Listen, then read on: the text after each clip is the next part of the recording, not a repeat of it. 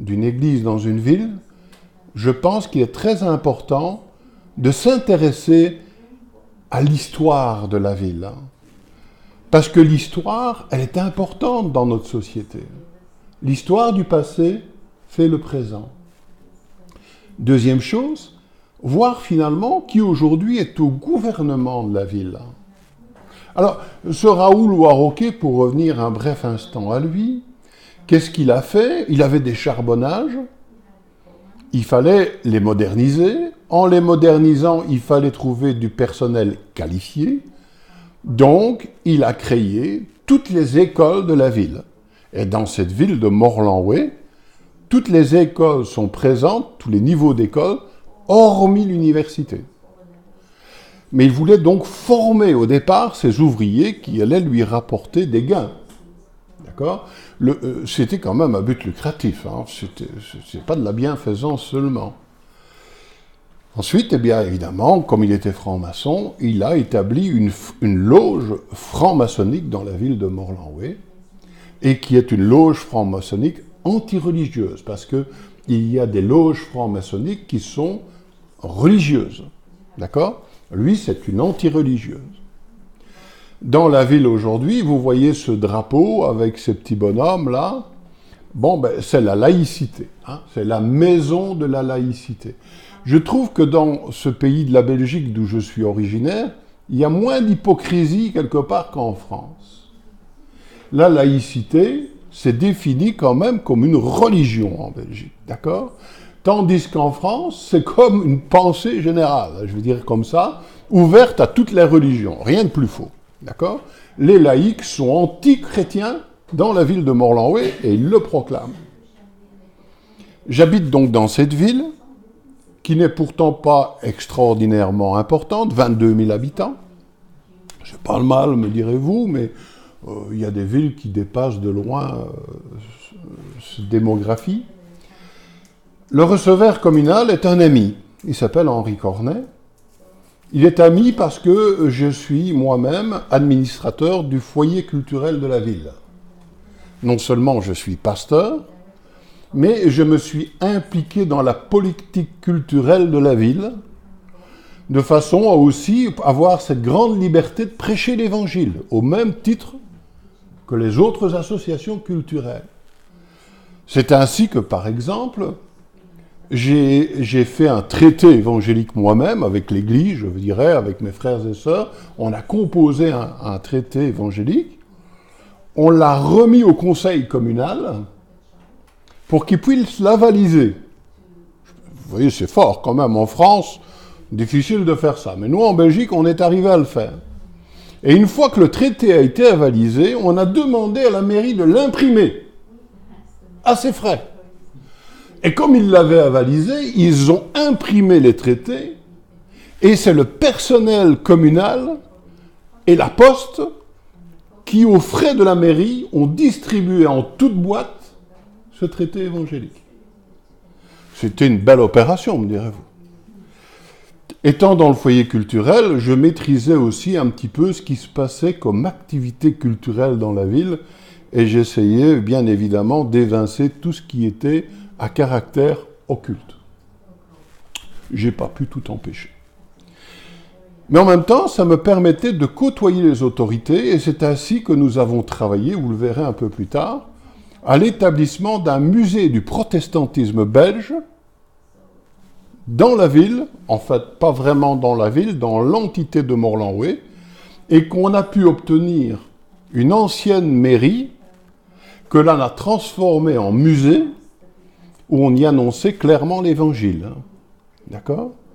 Et on l'a reçu gratuitement aux frais de la princesse, qu'on dit chez nous, et entretenu par le denier de la mairie. Donc c'était du gratuit, de A à Z. Pendant plus de 10 ans, nous avons fait des concerts publics, où nous avions un public approximatif de 350 à 400 personnes en place publique, chapiteaux et tout.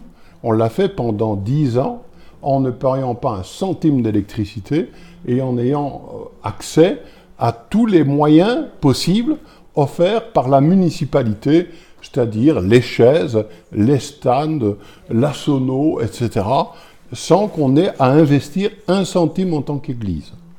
Vous voyez l'intérêt quand même de ce que j'occupe ce poste.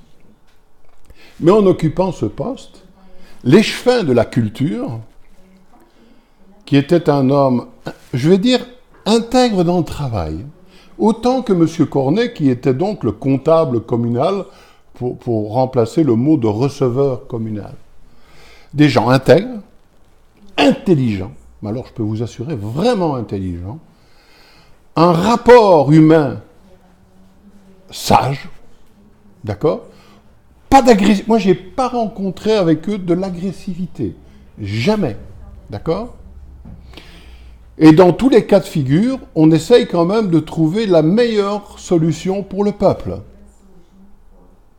Y compris pour nous, en tant que protestants, quand on voulait justement établir un musée du protestantisme à Morlanway. Ils nous ont ouvert les portes.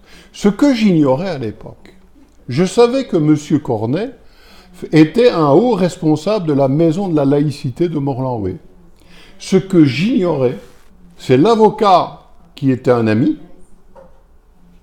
Lui était un franc-maçon des plus hauts sphères. Aujourd'hui, il est le Grand Orient de Belgique. Vous voyez ce que je veux dire ? Mais tout cela est passé sous le couvert de l'amitié. Je n'ai rien vu venir. On avait un rapport humain qui était intéressant, mais voilà, ça s'arrête là. Maintenant, au niveau de la maison de la laïcité, la tolérance de la laïcité, c'est particulier aussi la tolérance de la franc-maçonnerie. Par exemple, je lis toujours ceci, les francs-maçons laissent à chacun ses propres opinions.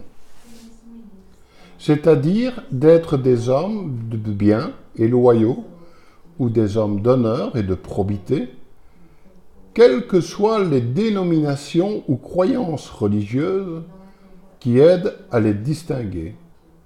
Par suite de quoi, la maçonnerie deviendra le centre de l'union et le moyen de nouer une amitié fidèle parmi des personnes qui auraient pu rester à une perpétuelle distance. Est-ce que c'est clair ? Vous me comprenez là ? Créer des liens, même avec nous les protestants, plus même parce que quelque part, nous qui provenons de la Réforme, nous avons ouvert une certaine porte à une forme d'humanisme, et ça leur plaît bien, ça. Alors ils essayent de nous approcher comme ça, et quelque part, même de nous attirer pour que nous rentrions chez eux. Mais vous allez voir, c'est quand même violent. Il y a donc un monsieur qui est reconnu comme étant, je vais dire, le père de la maison de la laïcité à Morlanway. 2 petites secondes, je vais le retrouver. Sa maman était notre voisine. Elle habitait la maison en face de la nôtre. En Belgique, vous savez, les maisons sont accolées les unes aux autres. Et en face de chez nous, il y avait un petit château. Et c'était la maison de Robert Joly. Est-ce que ça vous dit quelque chose ? Et ce monsieur, en fait, qui faisait partie de la maison de la laïcité et qu'on considère comme le père de la maison de la laïcité de Morlanway, était un enseignant reconnu et apprécié, évidemment, par tout un monde, mais très anti-chrétien. Il faisait en permanence des débats pour démonter le christianisme, hein, d'accord ? Et j'apprends par sa maman qui habite en face de chez moi, ma femme en est témoin, mes enfants pourraient être là, vous en témoignez aussi, eh bien qu'il fait tourner les tables. Oui. Ça, vous le découvrez peut-être. Ça veut dire que cette famille-là, comment ça s'appelle les gens qui font tourner les tables ? Du spiritisme, avec Hermann Kardec, vous connaissez. Donc, en fait, il faisait tourner les tables. Alors, ici, j'ai mis une table comme cela, avec quand même un verset biblique qui montre que nous, en tant que chrétiens, on n'a pas à faire ce genre de choses. Et on n'a certainement pas à s'associer à ce genre de choses. D'accord ?